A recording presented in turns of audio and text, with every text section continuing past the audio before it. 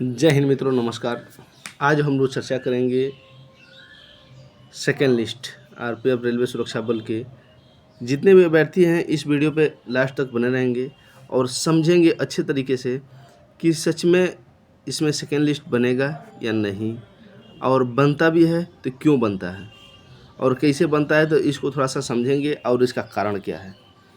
तो सबसे पहले देखते हैं कि कितना परसेंट बच्चों को उठाया जाए तो कितना परसेंट फिजिकल लड़के पास करेंगे। तो अगर जो हम 10% यानी 10 गुना अधिक बच्चों को उठाते हैं फिजिकल के लिए कट ऑफ में, तो हमारा 42,000 समथिंग बच्चे होंगे। अब 42,000 जो बच्चे होंगे 10% के हिसाब से, तो अगर जो 42,000 को फिजिकल कराया जाए तो वो तो सबसे टॉप वाले लड़के हैं, क्योंकि जो परीक्षा हुआ है इसमें सबसे टॉप होंगे वही 42,000 आएंगे। जो सबसे टॉप आएंगे उन लोगों को फिजिकल कराया जाए तो मैं गारंटी देता हूँ आरपीएफ का फिजिकल में 5 से 6% से अधिक बच्चे नहीं क्वालिफाइड करेंगे। समझिएगा बात को। सबसे टॉप नंबर 100 नंबर, 110 नंबर, 115, 105, 90, 95 से ऊपर वाले बच्चे हैं, इसमें 5-6% ही बच्चे फिजिकल पास करेंगे। इसका कई सारा कारण होता है, क्योंकि सबसे पहले बात कि ये लोग विशेष पढ़ने वाले बच्चे हैं। दूसरी कारण कि आरपीएफ का फिजिकल जो ग्राउंड होता है उसमें भी जो बनाया जाता है, उसमें आप घर पे दौड़ें उसमें और यहाँ आके दौड़ेंगे इसमें बहुत सा डिफरेंट मिलेगा आपको। तो उसके भी कुछ रीज़न रहते हैं। दूसरी बात, पूरे रात का थकान, हरासमेंट, जर्नी, इस सब का बहुत बड़ा रोल रहता है आपकी टाइमिंग को बढ़ा देने में। जैसे आप घर पे 5 मिनट 10 सेकंड में मार रहे थे, तो ये सारी तब्दीली होने के बाद आपका यहाँ जो टाइमिंग होगा, अगर घर पे 5-5 में मारे हैं तो यहाँ आके 5-15 हो जाता है, बढ़ जाती है इस ग्राउंड में, मेन ग्राउंड जहाँ पे आरपीएफ करा रहा फिजिकल। अब देखिए, अगर जो 5-6% ही निकालेंगे, क्योंकि वो तो पढ़ने वाले बच्चे हैं, 5-6%, तो अगर 5-6% तो मानते हैं पास करने के, तो आपका सीट आधा ही भरेगा, क्योंकि 10 गुना तो उठाया है, सीट से 10 गुना अधिक कुछ उठाया और उसमें से 5% बच्चे पास हुए, तो आपका सीट आधा ही भरेगा।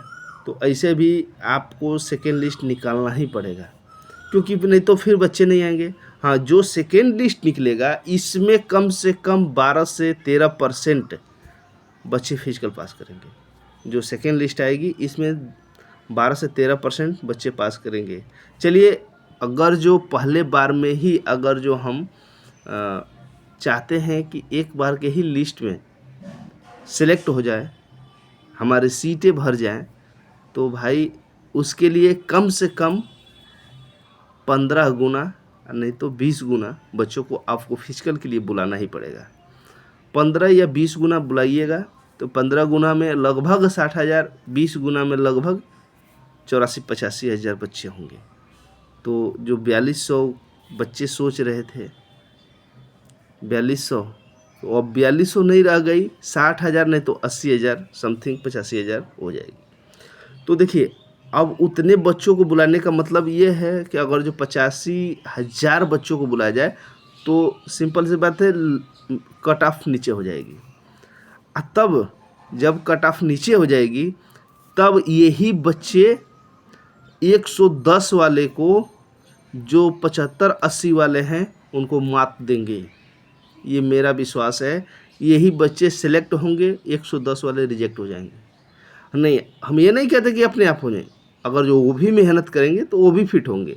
लेकिन जब इधर भी फिजिकल स्टैंडर्ड में अच्छे इधर से मिलने लगेंगे, देखिए जब 1600 मीटर का ग्राउंड छोड़ा जाएगा तो समझिएगा, ग्राउंड जहाँ से मापा गया 1600 मीटर हो गया।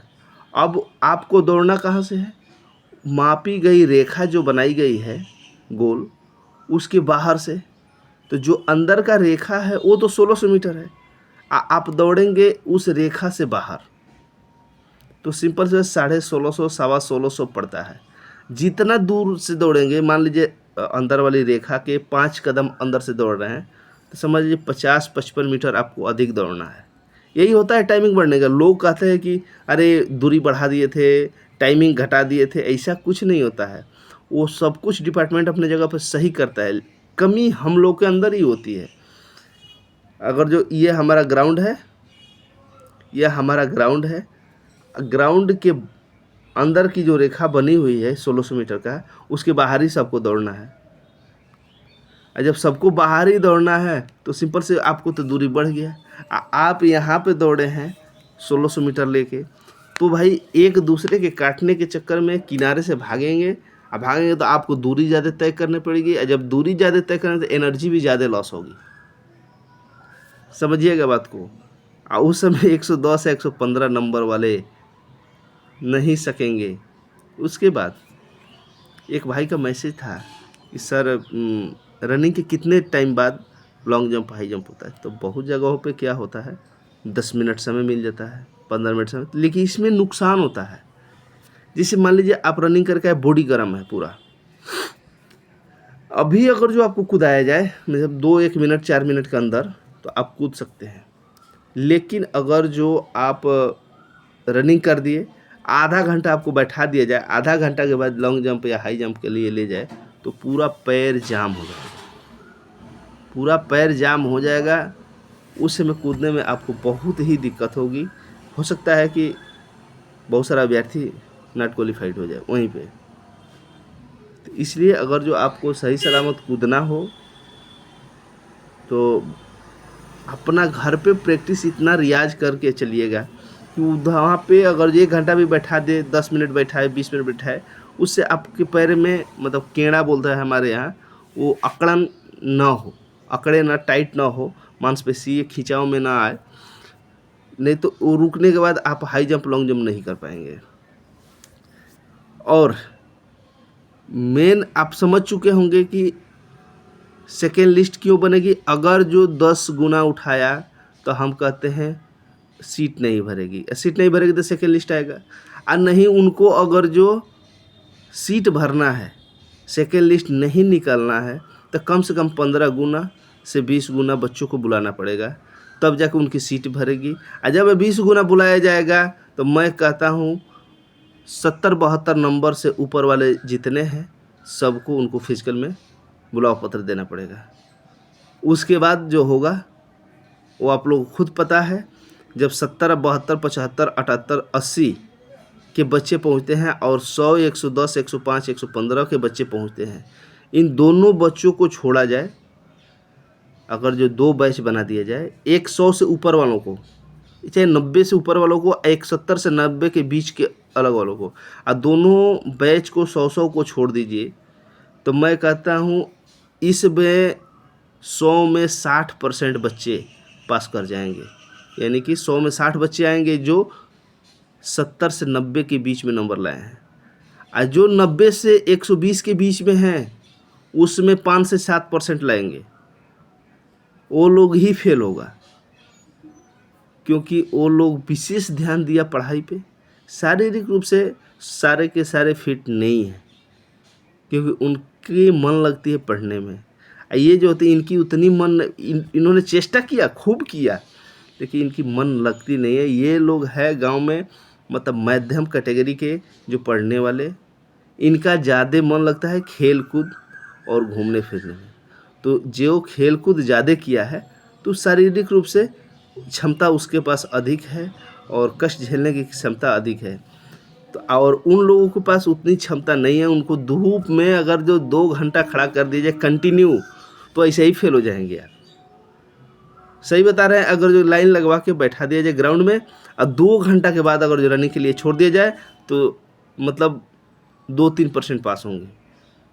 हमने भी अपने समय में भी देखा है, बहुत सारे बैचों में क्या होता है, 1 बच्चा 2 बच्चा आता है सफेल रनिंग में गोल, उसके बाद लॉन्ग जंप हाई जंप आता है। लॉन्ग जंप उसमें भी अगर जो कोई मिस्टेक कर दे तो ख़त्म, 1 बच गया 2 बच गया। जैसे मेरे ही बैच में हम लोग 3 आदमी ही पास हुए थे, 50 आदमी का बैच था, 50 में 3 तो 100 में 6% ही पास हो रहे। तो और मेरे भाई साहब का बैच था, उसमें 80 आदमी थे, जिसमें 4 आदमी को पास किया गया। किया नहीं है ये लोग, इतना ही लोग हुआ ही, तो 80 आदमी में 4 आदमी, तो कितना परसेंट हुआ? तो उसी हिसाब से आप लोग अपना दिमाग को अस्थिर रखिए।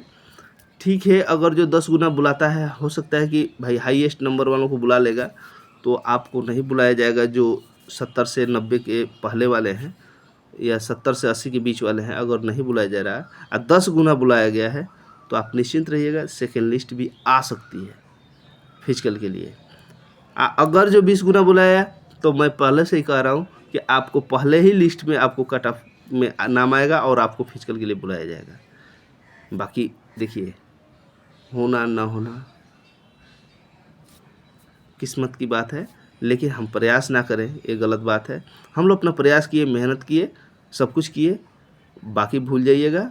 अभी फिर से कंटिन्यू रखना है अपना मेहनत, हर एक वैकेंसी आती जा रही है। अगर जो मेरा कही हुई बातें आपको अच्छी लगी होंगी और समझ में आया होगा, तो कमेंट ज़रूर करिएगा और फिर से बताइएगा कि इसके नेक्स्ट वाले हम आप लोगों के कमेंट के ऊपर ही वीडियो बनाते हैं, और आप लोग मतलब हम ऐसा सरल भाषा में बनाते हैं कि आप समझ सके अच्छे से।